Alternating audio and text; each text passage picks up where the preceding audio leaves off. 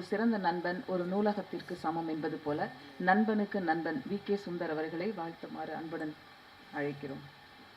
கிளம்பிட்டாரா? சரி.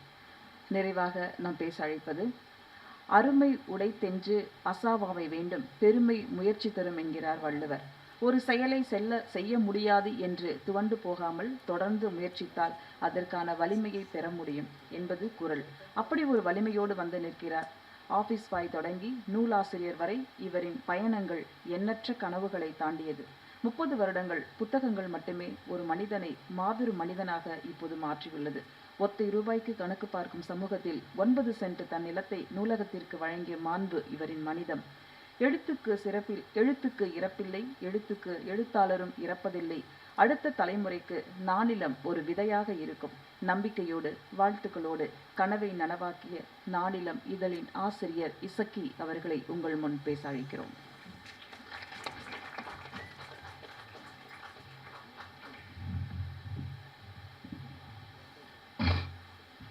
ஒரு சின்ன அன்பான வேண்டுகோள், ஒவ்வொரு ஆசிரியர் தினத்துக்கும் என்னை 8ஆம் கிளாஸ் 9ஆம் கிளாஸ் 10ஆம் கிளாஸில் பக்குவப்படுத்தி இன்றைக்கி இந்த இடத்துல நிற்கிறதுக்கு அவங்க தான் மெயின் காரணம். எங்கள் அப்பா அம்மா தொட்டிலில் போட்டு வளர்த்தாங்க, ஆனால் அவங்க ஒரு பண்பான ஒரு தொட்டிலில் போட்டு என்னை வளர்த்தாங்க. அந்த ஆசிரியர் பேர் இன்பராணி. ஒவ்வொரு விஷயத்தையும் நான் எல்லாம் சொன்னாங்க, இந்த மாதிரி நான் டைரி வச்சு நான் கரெக்டாக பர்த்டேலாம் விஷ் பண்ணணும் அப்படி இப்படின்னு. ஒவ்வொரு ஆசிரியர் தினத்துக்கும் அவங்களுக்கு நான் ரெகுலராக, நான் படித்த காலத்துலேருந்து அதுக்கப்புறம் நான் ரெகுலராக அவங்களுக்கு போய் நேரில் பார்ப்பேன், வாழ்த்து சொல்லுவேன், காலையில் வந்து கும்பிடுவேன். அதுக்கப்புறம் அந்த செல்ஃபோன்லாம் வந்ததுக்கப்புறம் செல்ஃபோன் மூலமாக பேசினேன். போன ஆசிரியர் தினத்துக்கு நான் அவங்களை ஏதோ ஒரு வேலைப்பாளையில் நான் மறந்துட்டேன் பேசுறதுக்கு. இப்போது இந்த மாதிரி தொடங்குறேன் அப்படின்னு அவங்ககிட்ட சொல்கிறதுக்கு, ஏன்னா ஒரு ஆசிரியருக்கு மாணவன் தன்னை ஆசிரியராக காட்டிக்கணும்னு சொல்கிறதுக்கு அவங்ககிட்ட சொல்லலாம்னு நான் ஃபோன் பண்ணும்போது அவங்க மருமக எடுத்தாங்க. அத்தை இறந்து 1.5 மாதம் ஆச்சு அப்படின்னாங்க. ஒரு நிமிடம் அவங்களுக்காக ஒரு சின்ன அஞ்சலி நம்ம செலுத்துவோம் அந்த ஆசிரியருக்காக.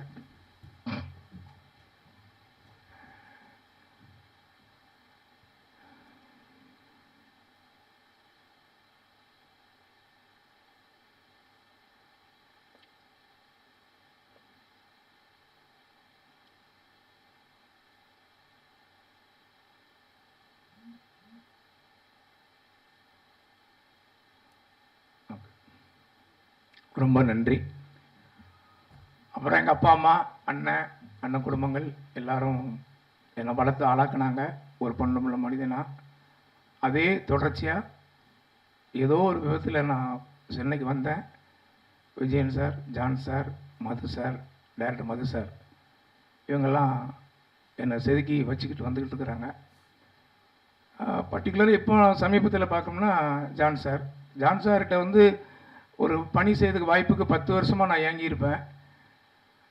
அது காலம் சில விஷயங்களை முடிவு எடுக்கும் இல்லையா, அந்த மாதிரி தான் நான் சொல்லுவேன். அப்போ திடீர்னு அவரே ஒரு நாள் சும்மா இப்படி சுற்றி வரீங்களே, இந்த மாதிரி கொஞ்சம் ஒர்க் பண்ணுங்க அப்படின்னால ஒர்க் பண்ண இடத்துல எல்லாத்தையுமே அவருக்கு பேரை காப்பாற்றி கொடுத்த நம்பிக்கை எனக்கு இருக்குது. அடுத்தது விஜயன் சார், எனக்கு ஏதாவது மன கஷ்டம்னா அவர்கிட்ட தான் சொல்லுவேன். அப்போ அவர் எனக்கு ரூட்டை கிளியர் பண்ணி விடுவார். இவங்கெல்லாம் எனக்கு கிடைச்சதுக்கு ஒரே காரணம் என்னுடைய மகன். முதல்ல அவனுக்கு ஒரு பெரிய நன்றி சொல்லணும் சஞ்சய். ஏன்னா நான் எங்கேயோ எப்படியோ இருந்துக்கிட்டு இருந்தேன்.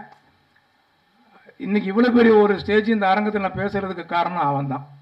அவன் மூலமாக ஒரு ஆள் கிடச்சி, அவர் மூலமாக கிடச்சி, அப்படி இப்படி டக்குன்னு செயின் பிளாக்.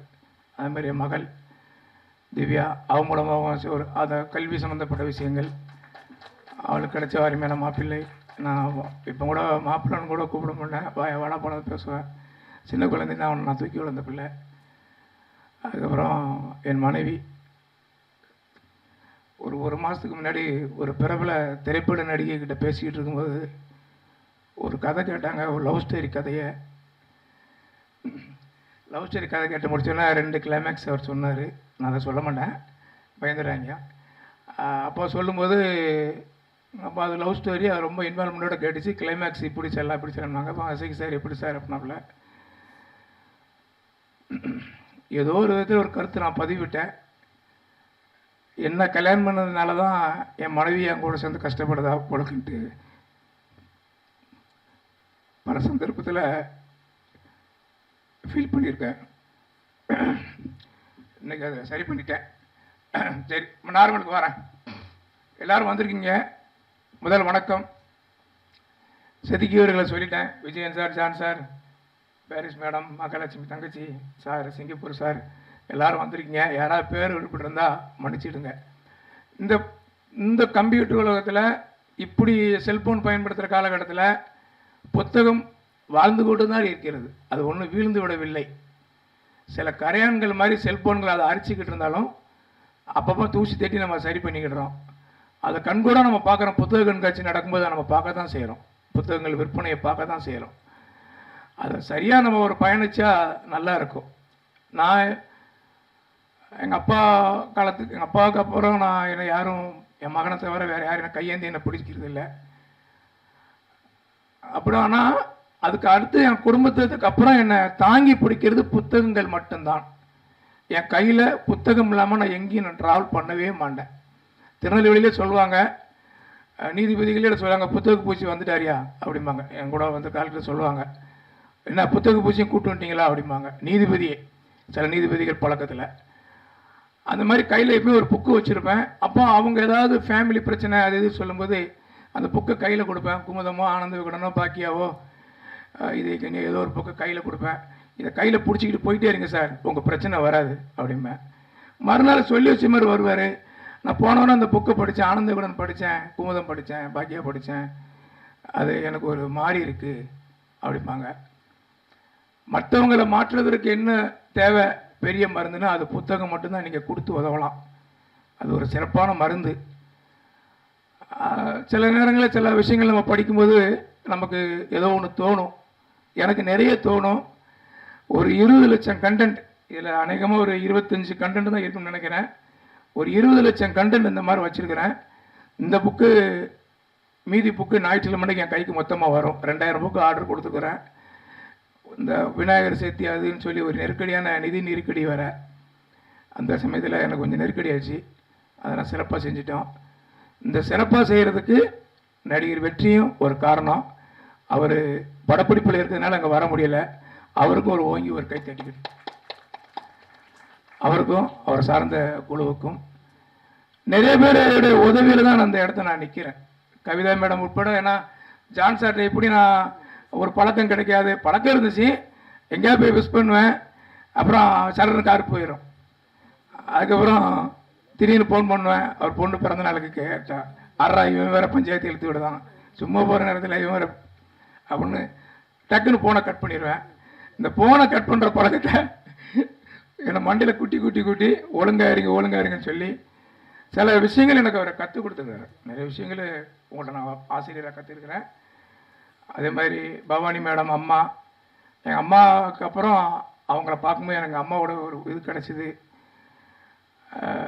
சாரு மேடம் அது மாதிரி தான் சொல்லுங்கள. கவிதா மேடம் எப்போவாது நம்மளை பார்த்து ரசிகன்னு கூப்பிட முடியாங்கன்னு நினச்சேன். இன்னைக்கு வாய் நிறைய ரசிகன்னு சொல்லிட்டாங்க. அது போதும், ரொம்ப நிறைவாக இருக்குது மேடம். அப்புறம் பத்திரிகையில் வந்திருக்க நண்பர்கள் கணேசன் உட்பட, ஹரிபாபு சார், மற்றவங்க பேர் எனக்கு தெரியல சார், ஆனால் என் தப்பாக எடுத்துக்கிட்டாங்க. உண்மையிலேயே நான் ரொம்ப சந்தோஷப்படுறேன். இன்றைக்கி இருக்கிற நெருக்கடியில், இன்றைக்கி இருக்கிற நிகழ்ச்சிகளில் எனக்காக இன்றைக்கி இப்படி வந்தது. அங்கே ஒரு மேடம் இருக்காங்க, குண்டுன்னு இருப்பாங்க எப்போவுமே. அவங்க எல்லாம் நாங்களாம் ஒரே டீம் தான். நான் சினிமாவில் நடிக்க போனாலும் நடிச்சிருக்கிறேன். 2-3 படங்கள் வரும். அது வரும்போது பாய் கூட ஒரு படம் நடிச்சிருக்கிறேன். அந்த வெப்சீரிஸ் வந்துன்னா ரோட்டில் போகிறவங்க கூட எனக்கு காரி துப்பிடுவான். ஆமாம், உண்மைக்கும் இவன் என்ன இவ்வளோ மோசமான நாளையும் இன்னும் யோக்கியமாக லைப்ரரி கட்ட போகிறான் அப்படின்பா. அந்த வாய்ப்பை கொடுத்த டைரக்டர் மதுராஜ். என்னென்னா அவர் என்ன சொன்னாலும், உங்கள் கேரக்டருக்கு எதிர்மறை கேரக்டர், அது ரொம்ப மோசமான கேரக்டர், பார்த்தீங்கன்னா இந்த விழாவுக்கு அதுக்கு சம்மந்தமே இருக்காது, டைரக்டர் சொல்லுவார். அந்த மாதிரி அந்த இதில் வெப்சீரிஸ் வந்து நான் கொஞ்சம் உலகம் போவேன். அதுக்கு கைட் பண்ணதில் John sir, cameraman Masan sir, அவருடைய அசிஸ்டன்ட் ராஜ்குமார் சார், இப்படி பலருடைய செதுக்கல் தான் நான் வந்து எங்கள் அப்பாவுக்கு பதிலுங்க ஒருத்தர் பெத்தியா தாத்தா இருக்கிறாங்க, ஏவிஎம்மில் இருக்கிற ரோஷன் சார் மருமகன் அனுப்பியிருக்கிறாரு, அவர் வெளியூர் போயிருக்காரு.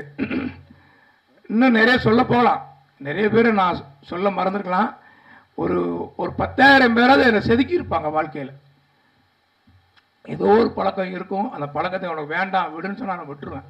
அப்படி சில பழக்க வழக்கத்தையும் நான் விட்டுருக்கேன் நிறைய விஷயங்களே. என்னோடய வாழ்க்கை நூலகங்களை உருவாக்கணும். ஒரு நூலகம் கட்டுறதுக்கு இந்த சென்னையில் 2 கிரவுண்டுன்னு சொல்லுவாங்க, எங்கள் ஊரில் ஒரு 9 சென்ட்டுமாங்க. அந்த 9 சென்ட் நிலத்தை கொடுக்கறதுக்கு என் மனைவி, என் மகள், என் மகன். இதே எங்கள் ஊரில் வேறு யாராவது குடும்பமாக இருந்தால் அப்படி விட மாட்டாங்க. இவங்க 3 பேர் இன்னைக்கு வரைக்கும், இந்த நிமிடம் வரைக்கும் ஏன் அதை இப்படி பண்ணுறீங்கன்னு எனக்கு கேட்டதே இல்லை. அது வந்து எனக்கு கிடைச்ச பாக்கியம் நினச்சேன். இன்றைக்கி வரை அவங்க என்ன எதுவுமே கேட்டது கிடையாது. எதுவுமே நீ எங்கே போகிறீங்க, யார் கூட வரீங்க, எங்கே நிற்கிறீங்க, எத்தனை மணிக்கு வரீங்க, எத்தனை மணிக்கு போகிறீங்கன்னு சொல்லி கேட்டதே கிடையாது. என் மேலே முழு நம்பிக்கை வச்சு ஒரு நல்ல மனைவியை கடவுளை கொடுத்துருக்காரு. அவங்க சகோதரர் வந்திருக்கிறாரு, அவர் நன்றி உரை சொல்ல வருவார். அவர் வந்து அவர் தங்கச்சி என்னை கொடுத்தாரு, என் பொண்ணை அவர் பையனுக்கு எடுத்துக்கிட்டாரு. ஒரு பண்டமாற்று முறை. இந்த பண்டமாற்று முறை எங்கேருந்து வருதுன்னா, தூத்துக்குடியில் விளையிற உப்பை கல்கத்தாவுக்கு கொண்டு போவாங்களாம். அந்த காலத்தில் 6 மாதம் அந்த வண்டிப்பாதை போகும். அதுதான் அந்த வண்டிப்பாதை. இன்றைக்கி இருக்கிற நேஷனல் ஹைவேஸ் போகிறான். அந்த காலத்தில் வண்டிப்பாதையாக இருந்திருக்கு. இங்கேருந்து உப்பை கொண்டு அங்கே போட்டுட்டு அங்கேருந்து 6 மாதம் கழிச்சு இங்கே வருவாங்க. வண்டி மாடலில் கோதுமை எடுத்துக்கிட்டு வருவாங்க. இந்த பண்டமாற்று முறை மாதிரி வாழ்க்கையில் சில விஷயங்களை நம்ம மாற்றிக்கிடுவோம். ஒவ்வொரு விஷயங்களும் அப்படி தான். யாராவது நம்மளை கோவப்பட்டாங்கன்னா பதிலுக்கு யாரும் கோவப்பட்டுறாதீங்க, ஒரு புன்னகையோடு கடந்து போங்க அப்படின்னு நான் சொல்லுவேன். நானே சில டைமில் கோவப்பட்டுருவேன். இன்றைக்கி கூட அந்த நிகழ்ச்சிக்கு ரொம்ப உதவி பண்ண சின்ன எனக்கிட்ட சின்ன வருத்தப்பட்டு டப்புன்ட்டேன். அது தூக்கம் இல்லை, நான் என்ன செய்ய, மன்னிச்சிடுங்கண்ணே, சின்ன மன்னிச்சிடுங்க. அதுக்கப்புறம் காலையில் உடற்பயிற்சி எழுதணும் இல்லையோ, உள்ளத்துக்கு ஒரு பயிற்சியாக அருமை தம்பி ஐயப்பன் டீ கடையில் போய் ஒரு டீமாக நான், வி கே சுந்தரனை, அருள்தாஸ் என்ன அப்படி உட்காந்துருப்போம். ஒரு 11 மணிக்கு ஜான் சாருக்கு ஃபோன் பண்ணுவேன் ரெகுலராக. சில டைமில் ஃபோன் பண்ண முடியாது, மெசேஜ் கொடுத்துருவேன். ஒரு 3 நாள் வெளியூர் போகிறேன், ஒரு வாரம் வெளியில் போகிறேன், எந்த தொந்தரவும் என்ன பண்ண மாட்டார். எங்கள் குடும்பம் என்ன எப்படி என்னை சுதந்திரமாக கருத்து சொல்ல வச்சுருக்கோ, வாழ வச்சுருக்கோ, அதே மாதிரி தான் இன்றைக்கி என்னை இயக்கிக்கிட்டு இருக்கிற டைரக்டர் மதுராஜும் சரி, ஜான் சாரும் சரி, விஜயன் சார் சரி. அவங்ககிட்ட நிறையா முரண்பாடுகள், கருத்து வேறுபாடுகள் நிறைய பேசுவேன். எனக்கு மனசில் பட்டதை சொல்லிடுவேன், அவங்க அதை கேட்ச் பண்ணிவிடுவாங்க, புரிஞ்சுக்கிடுவாங்க. இப்படி தான்ட்டு நிறைய நூலகங்கள் கட்டணும். தெருவுக்கு ஒரு நூலகம் உருவாக்கணும்னு இந்த விழாக்கு நீங்கள் வந்தீங்க, இதுக்கு ஒரு சபதமாக எடுத்துக்கிடுங்க.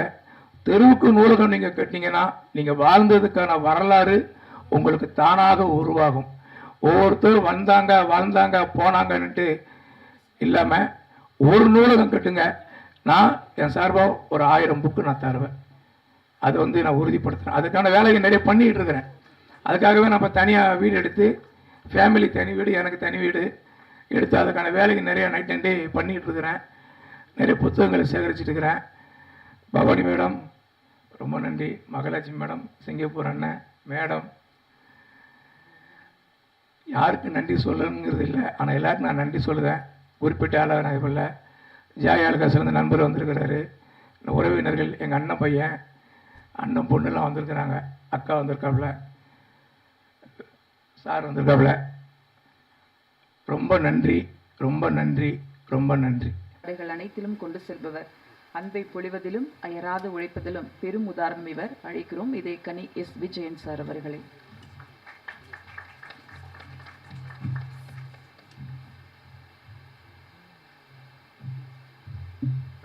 வணக்கம். அதாவது புஸ்தகத்தை சும்மா வாங்கக்கூடாது. ஆக்சுவலாக நான் தான் அவருக்கு பெரிய மரியாதை பண்ணியிருக்கணும். ஏதோ வேலைப்பழுவில் வந்து நான் அதை கொஞ்சம் அதை விட்டுட்டேன். சரி, அந்த புத்தகத்துக்கு அதுக்கூட தொகை கொடுக்கணுன்ட்டு அதை கொடுத்துருக்கேன். இது வந்து பன்மடங்கு பெருகி, இன்னும் பல மடங்கு பெருகி பெரிய அளவில் அவர் வந்து முன்னேறணும் அப்படிங்கிறது இந்த சந்தர்ப்பத்தின் வாயிலாக நான் தெரிவித்துக் கொள்கிறேன். அதாவது இதயக்கனி குழுமத்தில் ஒரு அங்கம் திரு எஸ்.ஐ. பாண்டியன் அவர்கள், அதாவது இதயக்கனி பத்திரிகையினுடைய குழுமத்தில் அவர் ஒருவராக நான் வந்து ஒரு சகோதரரை போல நான் வந்து பாவிக்கிறேன். அவரும் என்னை அப்படி தான் பார்க்குறாரு. அவங்க குடும்பத்தில் நான் ஒருத்தன், அப்படி தான் சொல்லணும். அவங்க குடும்பத்தில் நான் ஒருத்தன். அதாவது இதயக்கனி குழுமத்தில் ஒருவர், அவரோட குடும்பத்தில் நான் ஒருவர். இப்படி ஒரு எங்களுக்குள்ள ஒரு பாச பிணைப்பு. அவர் திருநெல்வேலியில் முதல் சந்திச்சதுலேருந்து இன்னைக்கு வரைக்கும் அந்த பாசம் வந்து, அதாவது எங்களுக்குள்ள அவர் சில சமயங்களில் வந்து முரண்பாடுகள் ஏற்படும், உறவில் இல்லாமல் இல்லை. அதை அதை பேசி பேசி பேசி நாங்கள் சரி பண்ணிக்குவோம். ஸோ அந்த மாதிரி அதாவது புரட்சித் தலைவர் எம்ஜிஆர் மீது நான் எந்த அளவு பற்றுதல் பாசம் வைத்திருக்கிறேன் என்பதற்கு இன்னொரு உதாரணம் வந்து திரு இசக்கி அவர்கள். அவர் நான் சோர்ந்திருக்கும் போது என்னை ரொம்ப மோட்டிவேட் பண்ணுவார். நான் சோர்ந்திருக்கும் போது மோட்டிவேட் பண்ணி, அது அவருக்கும் அதே தான், அவர் தன்னைத்தானே வந்து மோட்டிவேட் பண்ணிக்குவார். நானும் சில விஷயங்களை சுட்டி காட்டுவேன். பத்திரிகை அதாவது திரு பாக்யராஜ் சார் சொன்ன மாதிரி அவ்வளவு தொகுப்புகள் இருக்கும். எல்லாருடைய பிறந்தநாளும் ஞாபகம் வச்சிருப்பார், எல்லா பிறந்தநாளுக்கும் வாழ்த்து சொல்வார். அது சாதாரண வேலை இல்லை, அவ்வளோ ஈஸியானது இல்லை. அது கரெக்டாக அது மெமரியிலே இருக்கும். அவர் அதை குறித்து வச்சுருக்காரு. ஸோ என்னோடய நட்பு வட்டமும் இங்கே சில பேர் இங்கே வேலைக்கு வந்து இருக்கிறது பார்க்கும்போது எனக்கு வியப்பாக இருக்குது. அவங்கள இங்கே தான் பார்க்குறேன். நான் சிங்கப்பூரில் பார்த்துட்டு, ஃப்ரான்ஸில் பார்த்துட்டு, இங்கே வந்து பார்க்குறேன். திரு ராமு அவர்களுக்கு என்னுடைய வணக்கங்கள். அதாவது நாங்கள் சிங்கப்பூர் ஃப்ரான்ஸ் போகும்போது எங்களை அந்தளவு அவங்க பார்த்துக்குவாங்க, அவங்க கவனிச்சுக்குவாங்க. அது மாதிரி கடந்த ஆண்டு வந்து திரு பாலா அவர்களுடைய நிகழ்ச்சிக்கு நானும் இசக்கி அவர்கள் தான் போனோம். ரொம்ப பிரமாதமாக நடத்தியிருந்தாங்க. 2 பேருமே அங்கே அவங்கள நான் எதிர்பார்க்கல. ஆனால் 2 பேரும் அப்படி மேடையில் ஜோடி போட்டு டான்ஸ் எல்லாம் பண்ணி அந்த அமர்க்கல் பண்ணிட்டு இங்கே பேசும்போது கையை பிடிச்சிட்டு வரீங்களா எனக்கு புரியல. ஆனால் நல்ல உழைப்பாளிகள்.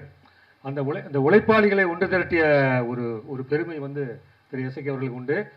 அவருடைய திறமை, அவருடைய அறிவு, அதெல்லாம் மேலே அவருடைய உழைப்பு அவரை கொண்டு செல்லும் அப்படின்னு நான் நினைக்கிறேன். காரணம் வந்து இதுக்கு அடித்தளம் புரட்சித் தலைவர் எம்ஜிஆர் அவர்கள். இதுக்கு மேலே வந்து அவர் புகழ்கிறதுக்கு வந்து இதற்காக எங்கள் அனுபவம் வந்து அவருக்கும் கை கொடுக்கும், அவருடைய அனுபவம் எனக்கும் கை கொடுக்கும். இப்படி ஒருத்தருக்கு ஒருத்தர் கை கொடுத்து நாம் உயர்வோம். உங்கள் வாழ்த்திற்கு ரொம்ப நன்றி சார். அடுத்ததாக ஸ்ரீனிவாசன் சார் அவர்களை அன்புடன் மேடைக்கு அழைக்கிறோம். அடுத்து நாம் பேச அழைக்கிறோம். நிமிர்ந்த நன்னடை, நீர்கொண்ட பார்வையும், நிலத்தில் யாருக்கும் அஞ்சாத நெறிகளும், திமிர்ந்த ஞானச் செருக்கும் இருப்பதால் செம்மை மாதர் திரும்புவதில்லை என்று பாரதியின் வரிகளால் வாழ்பவர். பாண்டியில் பிறந்து பாரிஸில் நல்ல தமிழ் வாழ்க்கையை வரலாற்றை எந்த ஒரு தந்தையாக இருந்தாலும் அவருடைய வாழ்க்கை வரலாற்றை எழுவதற்கு எந்த பேருக்கு யாருக்கு பாக்கியம் கிடைக்கும்? உயிர் தந்து உயிரானவள், உயிர்களின் உயிர்வானவள். நாளை சரித்திரம் எழுதட்டும் உங்கள் பெயரை வாழ்த்தி அழைக்கிறோம். இப்பொழுது கீர்த்தியாள் பவானி அவர்களை.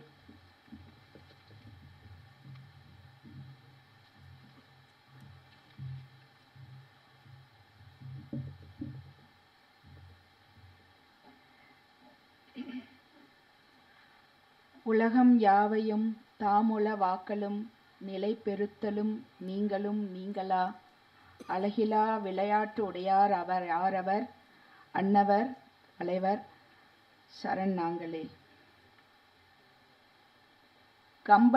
கம்பராமாயணத்திற்காக முதலில் எழுதிய கடவுள் வாழ்த்து பாடல் இது. இந்த பாடலை எல்லா நல்ல நிகழ்ச்சிகளிலும் முதலில் தொடங்கி இந்த வாழ்த்து பாடலோடு தான் எந்த ஒரு நிகழ்ச்சியும் தொடங்குவார்கள். அதையேத்தான் நானும் இங்கு வந்து இந்த நானிலம் பத்திரிகையின் ஆசிரியர் திரு இசக்கி பாண்டியன் அவர்களுடைய இந்த நிகழ்ச்சியில் நான் தொடக்க உரையாக இதை நான் பாடுகிறேன். இந்த இந்தியாவில் மட்டுமல்லாமல் பிரான்ஸ் நாட்டிலும் எல்லா நிகழ்ச்சிகளிலும் இந்த ஒரு கம்பன் வாழ்த்து பாடலை நாங்கள் முதற் பாடலாக பாடி துவங்குவதுதான் எங்களது வழக்கமாக நாங்கள் அந்நாட்டிலும் நாங்கள் இதை கொண்டு செல்கிறோம். திரு இசக்கி பாண்டியன் சமீப காலமாக எங்களுக்கு ஒரு குடும்ப நண்பராக மாறிவிட்டார். எப்படி என்றால் அதற்கு முழு காரணம் திரு இதயக்கனி விஜயன் சார் அவர்கள்தான். அவர்களுக்கும் எங்களுக்கும் ஒரு கடந்த 10 வருடங்களாக இதயக்கனி பத்திரிகை மூலமாக அவர் பிரான்ஸ் நாட்டிற்கு அடிக்கடி வரும்பொழுது அவருக்கு நாங்கள் எல்லாம் போய் பார்ப்போம். அவங்களுடைய நிகழ்ச்சிகளில் நாங்கள் பங்கேற்று கொள்கிறோம். அதன் மூலமாக ஒரு 10 ஆண்டு காலமாக நாங்கள் எங்களுடைய நட்புறவு தொடர்ந்து கொண்டிருக்கிறது. அவர் மூலமாக இசக்கி பாண்டியனை எங்களை அறிமுகப்படுத்தியது இன்னும் மேலும் எங்களுக்கு சிறப்பாக அமைந்து விட்டது. ஏனென்றால் எனது மகன் இப்போ சினிமாவில் வந்து நடிக்கணும் என்ற ஒரு ஆர்வத்தோடு பிரான்சிலிருந்து வந்திருக்கிறார். அவருக்காக இவங்க 2 பேரும் என் பிள்ளைக்கு நிறைய உதவிகள் செய்து வருவதற்காகவும் நான் என் மனமார்ந்த நன்றிகளை தெரிவித்துக்கொண்டு இந்த நிகழ்ச்சியை நான் ஆரம்பிக்கிறேன். இங்கே வந்திருக்கும் அனைவருக்கும் என் முதற்கண் நன்றிகள். நிலம், இவர் நிலம் என்று வைத்திருந்திருக்கலாம், இல்லை நாவ் என்று வைத்திருந்திருக்கலாம். பத்திரிகை என்று சொல்லும் ஒரு நடைமுறையில் நாம் பேசும் பொழுது அந்த பத்திரிகை அது சொல்லுவது சொல்வாக்கில் அவ்வளவு எளிதாக அது ஒரு மிகையாக இல்லை. நிலம் என்று வைத்திருந்திருக்கலாம், நிலம் பத்திரிகை என்று வைத்திருக்கலாம். அவர் ஏன் நிலம், இதுல நிறைய பொருள் அடங்கியிருக்கிறது. நானும் நிறைய சிந்திச்சு பார்த்தேன். என்றால் நாக்கு, அதாவது நமது நாவின் மூலமாக நாம் பேசப்படுகின்ற வார்த்தைகளின் சொல்லும் என்று சொல்லலாம். அந்த நாவினால் நாம் பேசக்கூடிய வார்த்தைகளை கொண்டு சொல்லாற்றல் வருகிறது. அந்த சொல் அது ஒன்று இருக்குங்களா. இரண்டாவதாக என்றால் 4 என்றும் ஒரு பொருள் இருக்கிறது. நம்ம அந்த காலத்திலெல்லாம் அரணா, காலனா, ரெண்டனா, மூலனா, நாலனா அப்படின்ற ஒரு வார்த்தைகள்லாம் நம்ம அந்த காலத்தில் எல்லாமே நடைமுறையில் பேசிட்டு வந்தாங்க. அந்த 4 அணா, 4 அணாவைத்தான் 4 அணா, அது காலடைவில் கொஞ்சம் எல்லாம் மருவி போயிடுச்சு. அதுக்கும் அந்த 4 என்ற ஒரு எழுத்து வருகிறது. இப்போ அந்த 4க்கு இன்னொன்று, அந்த நாவுக்கும் ஒன்று சொல்லணும்னா, இவர் நிலம்னு ஒன்று வச்சுட்டார் இல்லைங்களா. இப்போ நம்ம சொல்லிட்டோம். இப்போ நிலம் என்ன போகும்போது நம்மளுடைய இந்திய இலக்கிய காலத்திலிருந்து நம்மளுடைய இந்திய நிலப்பரப்பை 4ஆக பிரித்தார்கள். அதில் குறிஞ்சி, முல்லை, மருதம், நெய்தல், இதை 4ஆக பிரித்தார்கள். 5 பாலை, ஆமா, 5ஆக பிரித்தார்கள். அப்போ குறிஞ்சி, மலையை சார்ந்த இடம், மலை சார்ந்த இடத்தை குறிஞ்சி நிலம், காடு சார்ந்த நிலத்தை காடு முல்லை, மருதம் வயல் சார்ந்த நிலம், நெய்தல் கடல் சார்ந்த நிலம், பாலைவனம். இப்போ நம்மளுடைய மலை சார்ந்த இடம் எல்லாமே இதெல்லாம் குறிப்பிட்டு அதில் அடங்கி இருக்கிறது. இப்படி இந்த நாவினால் நாம் பேசக்கூடிய இந்த சொல்லாகிய இந்த ஒரு சொல் வடிவத்தில் வந்த எழுத்து மூலமாக இவர் இந்த பத்திரிகையை முதலாக தொடங்குகிறார். இது இந்த நானிலமும் இந்த 4 நிலப்பரப்பு கொண்ட திசைகளுக்கெல்லாம் இவருடைய பத்திரிகையானது சென்ற இடமெல்லாம் சிறப்பு என்பது போல் நானிலம் எங்கும் விரிந்து பறந்து அவருக்கு மேலும் மேலும் நல்ல ஒரு உயர்வை கொடுத்து அவருடைய பத்திரிகைக்கு நல்ல ஆக்கத்தையும் ஊக்கத்தையும் கொடுக்க வேண்டும் என்று நான் மிகவும் ஆசைப்படுகிறேன். இங்கே வந்திருக்கிற அனைவருமே எல்லாரும் வாழ்த்து சொல்ல வந்திருக்கீங்க. 2-4 மாதங்களாக திரு இசக்கி பாண்டியன் எனக்கு பிரான்ஸுக்கு தினமும் ஃபோன் பண்ணி பேசுவார். இந்த நிகழ்ச்சியை பற்றி எப்படி தொடங்குறது, எப்படி செய்யறது, இதெல்லாம் அவருக்கு ஒரு முதல் முறையாக செய்யும்போது அவர் சினிமாவில் நிறைய விஷயத்தில் அவர் கலந்து கொண்டு நிறைய பங்கேற்று நடித்திருக்கிறார், எல்லாத்துலேயும் பங்கேற்றிருக்கிறார். இருந்தாலும் அவருக்குள் ஒரு தயக்கம், முதலாக நான் எப்படி இந்த பத்திரிகையை நடத்தப் போகிறேன் என்று. அப்போ நிறைய கலந்து நாங்கள் பேச போகும்போது, அவசியம் நீங்கள் இந்தியாவுக்கு வந்தீங்கன்னா இதில் நீங்கள் அவசியம் கலந்துக்கணும் அப்படின்னு அவர் ரொம்ப அன்பான ஒரு வேண்டுகோள் விடுத்ததின் பேரில் நாங்கள் இன்னைக்கு பாண்டிச்சேரியிலேருந்து நேராக வந்திருக்கிறோம். அவருக்கு ஏற்கனவே இதயக்கனி சார்பிலும் நாங்கள் ஏற்கனவே நம்ம எங்களுடைய பங்கு எங்களுடைய இன்னைக்கு என்றும் இருக்கும். அதே போல் இவருக்கும் நானிலம் இந்த பத்திரிகை மேலும் மேலும் வளர எனது வாழ்த்துக்கள். அதுக்குண்டான என்னால் முயன்ற உதவிகளையும் என்னால் முயன்ற அதற்கான அந்த பத்திரிகை தொடக்கத்திற்கான நிறைய எவ்வளோ இருக்குது, அது சம்பிரதாயங்கள்லாம் இருக்கிறது, அதுக்கான உதவிகள் நிச்சயமாக நான் செய்ய கடமைப்பட்டிருக்கிறேன். ஏன்னா அவரும் போன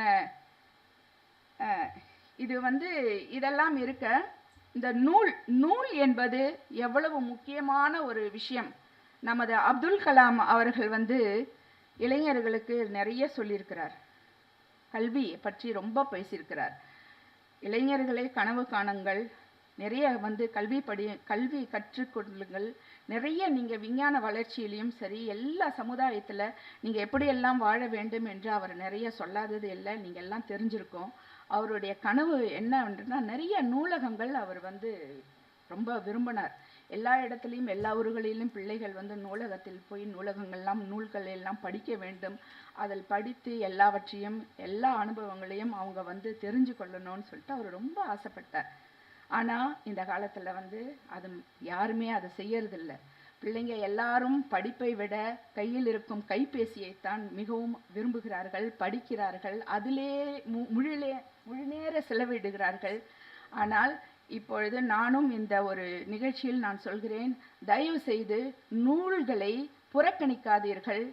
நூல் தந்த அனுபவம், நூல் தந்த அறிவு, கற்றவனுக்கு சென்ற இடமெல்லாம் சிறப்பு என்று சொன்னது போல் நமக்கு கல்வி கொடுத்த ஆசான் ஆசிரியர்கள், அவர்களை நாம் என்றும் மறக்க முடியாது. அவர்கள் கொடுத்த கல்வி வருங்காலத்திற்கு நமக்கு உங்களுக்கு ஒரு வாழ்க்கைக்கு பொருளாதாரத்தை ஒரு பணம் சம்பாதிப்பதற்காக நமக்கு அது உதவுது. ஆனால் அந்த கல்வியை விட பெற்றவர்கள் நமக்கு கொடுத்த கல்வி என்ன கல்வி? அறிவு செல்வம் கொடுத்தாங்க, பாசத்தை கொடுத்தாங்க, கற்றுக் கொடுத்தாங்க, வளர்ப்பு கற்றுக் கொடுத்தாங்க, சம்பிரதாயத்தை கற்றுக் கொடுத்தாங்க, நம்மளுடைய வாழ்க்கை நம்மளுடைய எல்லாத்தையுமே கற்றுக் கொடுத்து பெற்றவங்க வளர்த்தாங்க. அதையும் நம்ம கற்றுக்கொள்ள வேண்டும். அனுபவத்தால் நம்ம வாழ்க்கையில் நிறைய நம்ம கற்றுக்கொண்டு தான் கொண்டு இருக்கிறோம் இதுவரை. அதாவது சுற்றத்தார்களிடமிருந்தும் சொந்தக்காரர்களிடமிருந்தும் கூட பிறந்தவர்களிடமிருந்தும் அக்கம் பக்கம் நமக்கு தெரிந்தவர்கள் நண்பர்கள் எல்லாரிடமும் ஒரு அனுபவத்தை நாம் கற்றுக்கொண்டு வாழ்ந்து கொண்டிருக்கிறோம் இன்று வரையில். அதில் நல்லதும் இருக்கிறது, கெட்டதும் இருக்கிறது. நாம் பலாப்பழத்தில் எப்படி ஒரு பழத்தை நாம் சுவையாக சாப்பிட்டு விட்டு அந்த முள்ளை தூக்கி போடுகிறோமோ, முள் நிறைந்த அந்த தோலை தூக்கி போடுகிறோமோ, அதுபோல நம் வாழ்க்கையில் நம்ம சுற்றி நடக்கின்ற விஷயங்களில் இருக்கும் நல்லவற்றை மட்டும் எடுத்துக்கொண்டு தீயவற்றை நாம் எடுத்து போட வேண்டும் என்பதே தான் எனது ஆசை. அதையே நம்மளும் செய்யணும். இந்த குழந்தைகள், வருங்கால குழந்தைகள் தயவு செய்து புத்தகங்களை அதிகம் படிக்க வேண்டும். இன்று நான் இந்த ஒரு இசக்கி பாண்டியன் அவர்களினுடைய அரங்கத்தில் உங்களுடைய முன்னிலையில் நான் பேசுகிறேன் என்றால், நான் நூல்களை நான் சிறு வயதிலிருந்து அதிகம் படித்தவள். எனக்கு சின்ன வயதிலிருந்தே நிறைய புத்தகங்கள் நான் படிச்சிருக்கேன். பிரான்ஸுக்கு போயிருந்தாலும் என்னுடைய தந்தையார் பொன்னியின் செல்வன், கடல் புறா, பாண்டியன் கனவு, சிவகாமியின் சபதம், இது போன்ற பெரிய பெரிய நாவல்களை எனக்கு பரிசாக கொடுத்து படிக்க சொல்வார். அதை நான் என்றும் இன்னமும் வைத்திருக்கிறேன். நான் தினம் அடிக்கடி எனக்கு ஓய்வாக இருக்கும் நேரங்களில் எல்லாம் நான் படித்து கொண்டிருப்பேன்.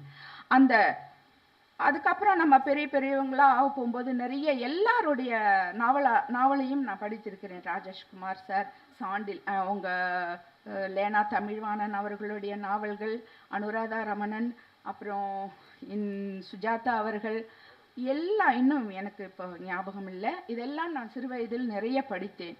இந்த படித்ததனுடைய அனுபவம், அதனுடைய இதுதான் நான் நினைக்கிறேன். அது ஒரு இத்தனை காலம் கடந்து என்னுடைய தந்தைக்கோசரம் நான் ஒரு நூலை நான் முதலாக இந்த போன ஒரு 2 மாதங்களுக்கு முன்பு ஒரு நூல் வெளியீட்டு விழா செய்தேன். அதை தான் இப்பொழுது உங்கள் எல்லோருக்கும் இவர் நினைவு பரிசாக கொடுப்பார் உங்களுடைய எல்லோருக்கும். என்னுடைய தந்தையை பற்றி அவர் மறைந்து ஒரு ஆண்டு காலம் ஆகிவிட்டது. அவரின் நினைவாக அவரோடு வாழ்ந்த நாட்களை பற்றி, அவரோடு பின்னி பிணைந்த அந்த ஒரு பாசத்தை பற்றி நான் ஒரு புத்தகமாக எழுதியிருக்கிறேன். ஏன் இதை நான் சொல்கிறேன்னா, அந்த நூல் படித்ததனுடைய விளைவு தான் நான் இந்த மேடையில் நின்று நான் பேசுகிறேன். அதை நான் பெருமையோடு சொல்லுகிறேன். அதனால் எல்லோருமே தயவு செய்து நூல்களை புறக்கணிக்காதீர்கள். இவர் மாதம் எழுதிய புத்தகத்திற்கு ஆதரவு கொடுங்கள். எல்லோரும் நூல் வாசிப்போம். இவருடைய நானிலம் போற்ற நான் சொன்ன மாதிரி அவருடைய புத்தகத்திற்கு என்னுடைய வாழ்த்துக்கள். தயாரிப்பாளர், இசையமைப்பாளர், பாடலாசிரியர், பத்திரிகையாளர், பன்முக திறம் கொண்ட நம்ம வீட்டு பாக்கியராஜ் அவர்களை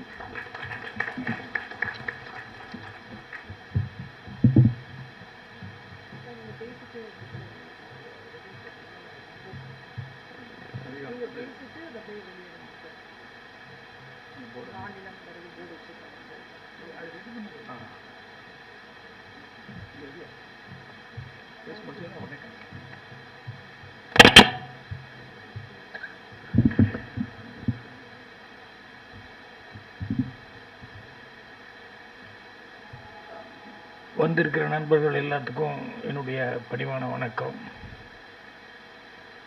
நானிலம் பத்திரிகை ரொம்ப துணிச்சிலிருந்து ஆரம்பிச்சிருக்கான்னு நினைக்கிறேன்.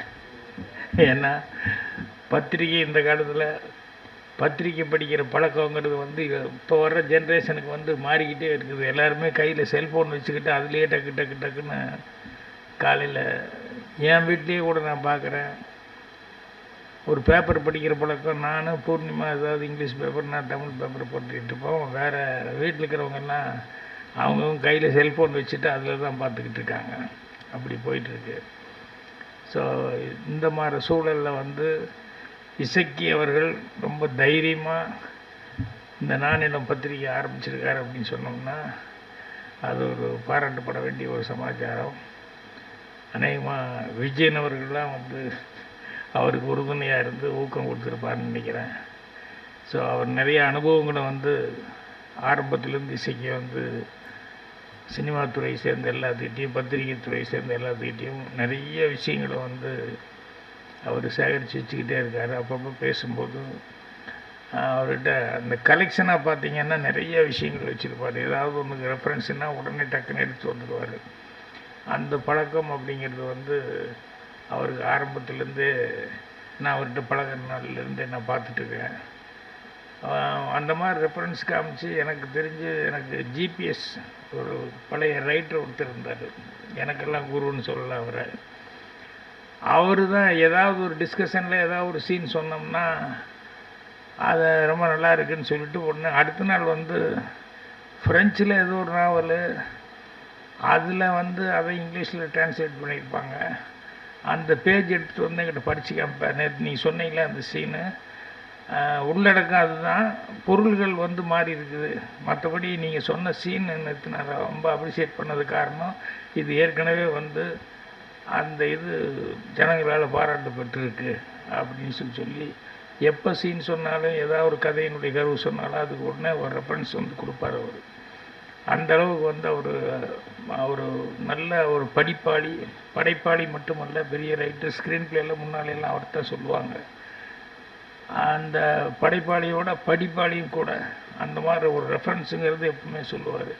அந்த மாதிரி இசக்கி அவர்கள் வந்து நம்ம ஏதாவது ஒன்று பேசும்போது டக்குன்னு அப்போ இது நடந்தது இப்படி நடந்தது அப்படின்னு சொல்லிட்டு உடனே அந்த பத்திரிகை இதே வந்து அடுத்த நாளே கொண்டு வந்து நம்மகிட்ட காமிப்பார். ஸோ அந்த அளவுக்கு விஷயஞானம் உள்ளவர். அவர் பத்திரிகை ஆரம்பிச்சிருக்காருங்கும் போது கண்டிப்பாக சிறப்பாக செய்வார். என்னென்னா இதெல்லாம் ஒரு இந்த கொரோனா அதெல்லாம் இந்த பீரியட் வர்றதுக்கு முன்னால் ஆரம்பிச்சிருந்தா பிரமாதமான ஒரு வறட்சி அதெல்லாம் வந்திருக்கும். இந்த கொரோனா பீரியட் வந்ததுலேருந்து இந்த படிக்கிறதுங்கிறது எல்லாத்துக்கிட்டையுமே ரொம்ப தள்ளி போயிடுச்சு. அப்புறம் விஞ்ஞான வளர்ச்சியில் எல்லோரும் செல்ஃபோனை பார்த்து இது பண்ணுறாங்க. ஸோ பொறுப்பாசிரியர் தஞ்சை சாலமோன் அவர்களுக்கும் எபோசியா வடிவமைப்பாளர்களுக்கும் எல்லாத்துக்குமே என்னுடைய பாராட்டுக்களை தெரிவிச்சுக்கிறேன். கவிதா அவர்கள் வந்து பேசுனத கையில் வாங்கிட்டு போயிட்டு பார்த்துக்கிட்டாங்க. நல்ல நல்ல ரெஃபரன்ஸ் கொடுத்தாங்க பேசும்போது. இவர்கிட்ட லட்ச ரூபா கிடச்சா நீங்கள் என்ன பண்ணுவீங்க, உங்களுக்கு தனியாக ஒரு டைம் கொடுத்தா என்ன பண்ணுவீங்க அப்படின்னு சொல்லிட்டு இதெல்லாம் எப்போ எங்கேயோ படித்த மாதிரி ஞாபகம் இருந்தாலும் ரீக்லைட் பண்ணிக்கிறதுக்கு அவங்ககிட்ட அந்த பேப்பரை வாங்கிட்டு போய் ஒரு தடவை பார்த்துக்கிட்டா நல்லாயிருக்கும் அப்படிங்கிற மாதிரி. ஏன்னா படிக்க வந்து அது ஸ்டோரேஜ் ஆகிட்டே இருக்கும் மைண்டில். ஸோ அவங்களும் சிறப்பாக பேசினாங்க. எனக்கு வேறு ஒரு ப்ரோக்ராம் ஃபிக்ஸ் பண்ணிட்டதுனால தான் நான் வந்து அவசரமாக வந்துட்டு போயிட்டுருக்கிறேன். 7 மணிக்குள்ளே வந்துடுறேன்னு சொல்லி ஒரு ப்ரிவியூ எல்லோரும் வெயிட் பண்ணிட்டுருப்பாங்க. இல்லைன்னா கொஞ்சம் நேரம் வரைக்கும் இருந்திருப்பேன் நான். ஸோ என்னுடைய மனமார்ந்த வாழ்த்துக்கள் தெரிவிச்சுக்கிறேன். கண்டிப்பாக புத்தகம் வந்து எந்த காலத்துக்கு கொண்டும் நல்ல விதத்தில் வந்து வரும். அது அந்த அளவுக்கு நம்ம கண்டிப்பாக உழைக்கணும்.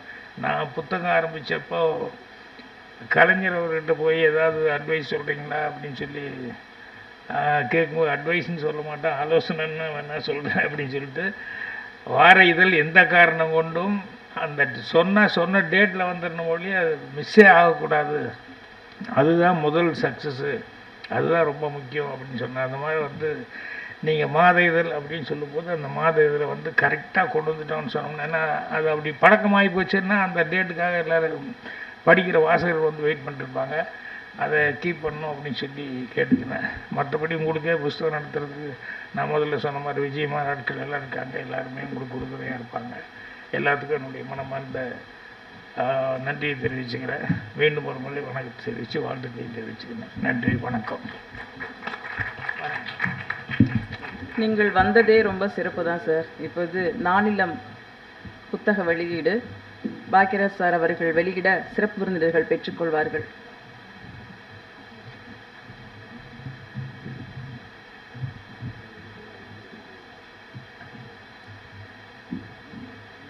சார் நீங்கள் நில்லுங்க, கொஞ்சம் சென்டருக்கு போயிடுங்க. மேடையில் இருக்கும் அனைவருக்கும், முன் அமர்ந்திருக்கும் நண்பர்களுக்கும் பெரியவர்களுக்கும், என் அன்பு சொந்தங்கள் பத்திரிகையாளர்கள் அவர்களுக்கும் இந்த மாலை வணக்கம். இசைக்கு சாரை பற்றி மட்டும்தான் பேச முடியும்னு நினைக்கிறேன்.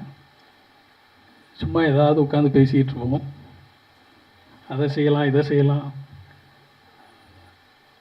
டெல்லிக்கு போகிறேன் அங்கே போகிறேன் இங்கே போகிறோம் பாரு, என்னடா ஏதாவது சொல்லிகிட்டே இருக்காரு அப்படின்னு நம்ம யோசித்தோம்னா அதை திடீர்னு முடிச்சுட்டு வந்து நிற்பார். இப்படி தான் ஏதோ ஒரு நாள் இந்த பேச்சு தொடங்குச்சு, நானிலம்ங்கிற பேச்சு என் மூலமாக தான் தொடங்குச்சின்னு நினைக்கிறேன். இந்த பேர் நான் என்ன நினச்சேன்னா வெறுமனே இதை வந்து ஒரு டிஜிட்டல் மேகசின் அப்படிங்கிற மாதிரி தான் யோசித்திருந்தேன். அப்படி தான் கொண்டு வருவாரோ அப்படின்ற ஒரு எண்ணம் இருந்தது. திடீர்னு பார்த்தாக்க நான் புத்தகமாக கொண்டு வந்துட்டேன் அப்படின்றார். வாழ்த்துக்கள் நானிலம் புத்தகத்துக்கு. அதே மாதிரி அவரோட இன்னொரு கனவு, மிகப்பெரிய கனவு இருக்குது. நெல்லையில் ஒரு நூலகம் ஏற்படுத்தணும் அப்படிங்கிறது. எனக்கு தெரிஞ்சு அதையும் சீக்கிரம் செஞ்சிருவாருன்னு நினைக்கிறேன். இந்த திவ்ய நானிலம் மிகச்சிறப்பாக வர்றதுக்கு என்னுடைய அன்பும் வாழ்த்துக்களும். திவ்யாவுக்கு இன்றைக்கி சீமந்தமும் சேர்த்து வச்சுருந்தா ரொம்ப நல்லா இருந்திருக்கும். அடுத்த ப்ரமோஷனுக்கும் இசைக்கு சார் காத்திருக்கிறாரு, தாத்தாவாக போகிறாரு. அதுக்கும் என்னோட வாழ்த்துக்கள். நன்றி. இதயத்தின் ஆழத்திலிருந்து எடுத்து சொன்ன கெவி படத்தின் இணை தயாரிப்பாளர் சிங்கப்பூர் எஸ் பாலா அவர்களை வாழ்த்து பேச அன்புடன் அழைக்கிறோம். வணக்கம், அனைவருக்கும் வணக்கம். இந்த அழைப்பு வந்து என் நண்பர் வாங்க, இவர் சொன்னார் இந்த மாதிரி ஒரு புத்தக வெளியீடு செய்ய போகிறேன், ஸோ இதுக்கு வந்து நீங்கள் வரணும், இந்த நிகழ்ச்சியில் கலந்துக்கணும்னு. எங்களுக்கு வந்து honestly பார்க்கும்போது வர 28ஆம் டிசம்பர் மாதம் நிகழ்ச்சி எம்ஜிஆர் காலத்தை வென்றவண்ணி பாகம் 7 அது வந்து ஒன் ப்ரோக்ரஸில் நடந்துகிட்டு இருக்கிறதுனால அந்த டைம்லேயே இந்த நிகழ்ச்சியும் வந்து நான் சொன்னேன் அவர்கிட்ட, கண்டிப்பாக உங்களுக்காக சிங்கப்பூர்லேருந்து நாங்கள் வந்து சென்னையில் வந்து உங்களை வந்து மீட் பண்ணுறோம். அது மட்டும் இல்லாமல் என்னோடய மனமான வாழ்த்துக்கள். ஏன்னா அவங்க சொன்ன மாதிரி திரு பாக்கியராஜன் சொன்ன மாதிரி புக்கு படிப்பு வந்து குறைஞ்சிக்கிட்டு தான் போய்கிட்டு இருக்கு எல்லாத்துலேயும். ஸோ இப்போதைக்கு வந்து அண்ணன் வந்து ஹீரோவாக இருக்கார், ஏன்னா புக்கை வெளியாக்குறாரு. ஸோ அவருக்கு நீங்கள் எல்லாம் சேர்ந்து ஒரு சிறப்பான கைத்தட்டு கொடுக்குறோம். ஏன்னா இது சாமானிய இது இல்லை, ஏன்னா மாதம் சொன்ன மாதிரி அவருக்கு சப்போர்ட் வந்து நம்ம கையில் தான் இருக்குது. அதாவது ஒரு புக்கை வாங்கி மற்றவங்க வந்து இன்ட்ரடியூஸ் பண்ணுறது வந்து எல்லோரும் பொறுப்பு தான் அது. ஸோ அதே மாதிரி தான் இப்போ எங்கள் நிகழ்ச்சிகள் செய்யும்போது எங்கள் கலைஞர்கள் தான் எங்கள் கூட சேர்ந்து எல்லாம் செஞ்சுக்கிட்டு இருக்காங்க. ஸோ என்னை இங்கே வரவேற்றிருக்கு திரு எஸ்கே அவர்களுக்கு மிக்க நன்றி. பாக்குகிறார். இவரை வாழ்த்த இந்த ஒரு நாள் மட்டும் போதாது, ஒவ்வொரு நாளும் நாம் கொண்டாடப்பட வேண்டும். மகிழ்ச்சியுடன் அழைக்கிறோம் சந்தியா பிரேம் அவர்களை. Ma'am please come.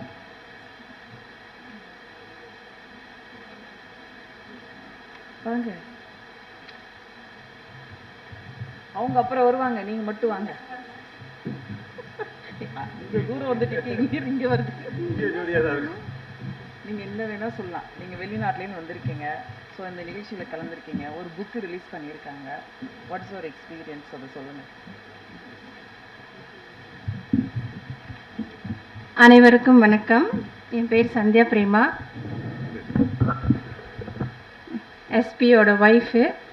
நாங்கள் வந்து சிங்கப்பூர்லேருந்து வந்திருக்கோம். நாங்கள் சிங்கப்பூரில் வந்துட்டு எம்ஜிஆர் ஈவெண்ட் ப்ரொமோட்டர்ஸ் மற்றும் எஸ்பி கிரியேஷன் அப்படின்னு நிகழ்ச்சி படைச்சிட்ருக்கோம். ஜெசிகா அண்ணா வந்து எங்களை கூப்பிட்டுருந்தார் இந்த நிகழ்ச்சிக்கு. நானிலம் எனக்கு ரொம்ப பிடிச்சிருந்துச்சு அந்த தலைப்பு. அந்த தலைப்பை பற்றி நான் அவர்கிட்ட கேட்டிருந்தேன். அதுக்கு ஒரு விளக்கம் சொல்லியிருந்தார். நானும் அவருக்கு சில விளக்கங்கள் சொன்னேன். ஸோ ரொம்ப நன்றி எஸ்கேனா எங்களை கூப்பிட்டதுக்கு. ரொம்ப சந்தோஷம், ரொம்ப மகிழ்ச்சி இப்படி ஒரு புத்தக வெளியீட்டில் நாங்கள் கலந்து கொள்கிறதுக்கு. எங்கள் நிகழ்ச்சியை பற்றி என் கணவர் வந்து அப்புறமா உங்கள்கிட்ட பேசுவார். ஸோ அனைவருக்கும் நன்றி. தான் ஏன்னா இப்போ நிறைய கிண்டல்ஸ் வந்துருச்சு. புத்தகத்தை எடுத்து வாசிக்கிற பழக்கமே வந்துட்டு குறைஞ்சிட்டே வர டைமில் இந்த மாதிரி ஒரு விஷயம் பண்ணுறது வந்துட்டு உண்மையாகவே கிரேட்டான ஒரு விஷயம். நான் கங்க்ராச்சுலேஷன்ஸ். ஸோ இதுக்கு அண்ணாக்கு வந்துட்டு எவ்வளோ சப்போர்ட் பண்ண முடியுமோ அவ்வளோ சப்போர்ட் வந்துட்டு என் சைடில் இருந்து நானும் வந்துட்டு கொடுப்பேன். என் பேர் தேன்மொழி. ஆனால் வந்துட்டு எனக்கு தமிழ் வாசிக்கிறது வந்துட்டு கொஞ்சம் கஷ்டம்தான். பட் நானும் வந்துட்டு தமிழ் கற்றுக்கணும். ஏன்னா தமிழ்நாட்டில் பிறந்திருக்கோம். தேன்மொழின்னு எங்கள் தாத்தா வேறு பேர் வச்சுட்டு போயிட்டாரு. அதுக்காகவாது தமிழ் வந்துட்டு ப்ராப்பராக பேசணும், எழுத படிக்க கற்றுக்கணுன்றதை வந்துட்டு யோசிச்சுட்டே இருந்தேன். இப்போ தான் வாசிக்கிறதுக்கும் நானும் ஆரம்பிச்சிருக்கேன். ஸோ உங்கள் வீட்லேயும் குழந்தைங்களாம் வந்துட்டு கண்டிப்பாக இருப்பாங்க வாசிப்பு பழக்கம் இல்லாமல். ஸோ புத்தகம் வாசிக்க வைக்கிறது வந்துட்டு ஒரு கடமையாக வந்துட்டு எடுத்துக்கோங்க. ஒரு நாளைக்கு ஒரு பேஜ் படிக்க வைங்க, ஒரு நாளைக்கு ஒரு பேஜ் எழுத வைங்க. அதுவே வந்துட்டு ஒரு பெரிய மாற்றத்தை கொண்டு வரும்னு சொல்லி நினைக்கிறேன். ஸோ அவ்வளோதான். நன்றி. சரி, வந்தீங்க 4/4 25 புக்கு வாங்கிட்டு போயிடுமா? கண்டிப்பாக வாங்கிடுறோம். கண்டிப்பாக வாங்கிடுறோம். தேங்க்யூ. தேங்க்யூ. வந்து பத்திரிக்கையில் இருக்காங்க, அதனால தான் ஒரு ஆர்வம் தான். தேங்க்யூம்மா. Thank you so much. இந்த நான் நல்லா மார்க்கெட்டிங் பண்ணுறாங்க. ஆக்சுவலாக அக்கா வந்துட்டு நம்ம மார்க்கெட்டிங் டிபார்ட்மெண்ட்டில் சேர்த்து. சரி. மனிதர்களுக்கு தந்த மிகப்பெரிய பொக்கிஷம் கனவு. அப்படி ஒரு கனவோடு கோடம்பாக்கத்தில் கால் பதித்திருக்கும் அறிமுக நடிகராக கிவி படத்தில் நடிப்போடு மட்டுமல்லாமல் இணை தயாரிப்பாளராகவும் இருந்த உமர் ஃபரூக் அவர்களை பேச அழைக்கிறோம்.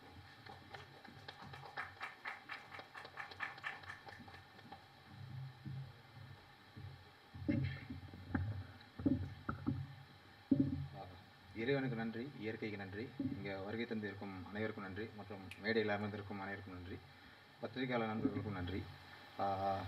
ஸோ இங்கே இருக்கிறவங்களுக்கு எக்ஸ்பீரியன்ஸ் அதிகம். ஸோ அவங்களோட எக்ஸ்பீரியன்ஸ்லேருந்து நான் கொஞ்சம் இப்போ தான் கற்றுக்கிட்டு இருக்கேன். ஸோ அப்படி பார்க்கும்போது இசைக்கான பற்றி சொல்லணும்னா, அவர் வந்துட்டு ஒரு புக்குன்னு சொல்கிறத தாண்டி அவர் வந்துட்டு இஸ் அ லைப்ரரி. ஸோ அதுதான் நிறைய பேர் சொல்லியிருக்காங்க. அவர் வந்துட்டு ஒரு ஒரு பெரிய லைப்ரரி அவர். ஸோ இந்த லைப்ரரி வந்துட்டு ஒரு ஆள் இல்லை, ஊர் ஃபுல்லாக எல்லாருமே யூஸ் பண்ணணும். அப்போது எந்த அளவுக்கு யூஸ் பண்ணுறோமோ அந்த அளவுக்கு நம்ம க்ரோ ஆகும்.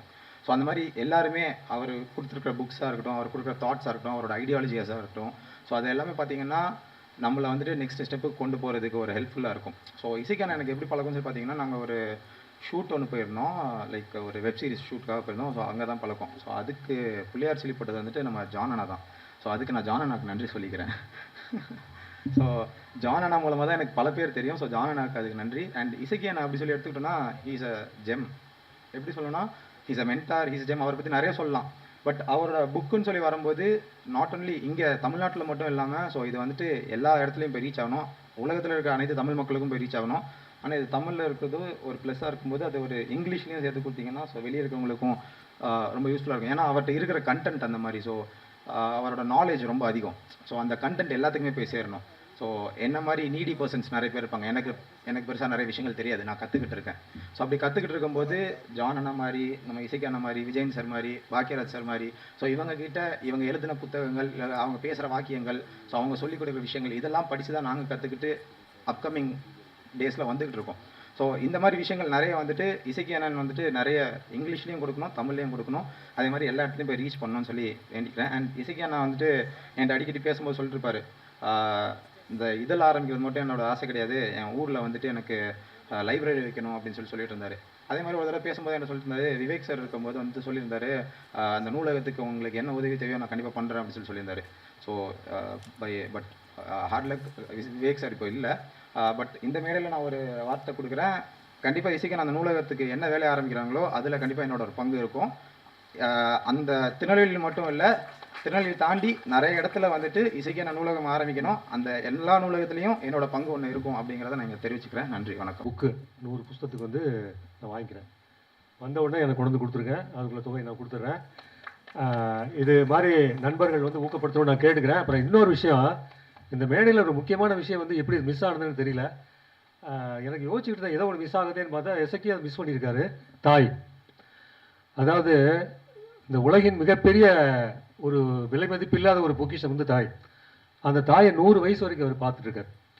100 வயசு வரைக்கும் அவங்களுக்கு வந்து பார்த்துட்ருக்காருன்னா அது பார்த்துக்கிட்டாருங்கிறத விட அவங்க மனைவி இருக்காங்க பார்த்தீங்களா, அவங்க பார்த்துக்கிட்டது மிகப்பெரிய விஷயம்.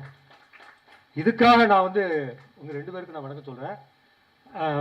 ஏன்னா தெரியும் அவங்கள பற்றி. முகநூலில் வந்து தாயை பற்றி போட்டுக்கிட்டே இருப்பார், ஏதாவது ஒரு விஷயம் போட்டுக்கிட்டே இருப்பார்.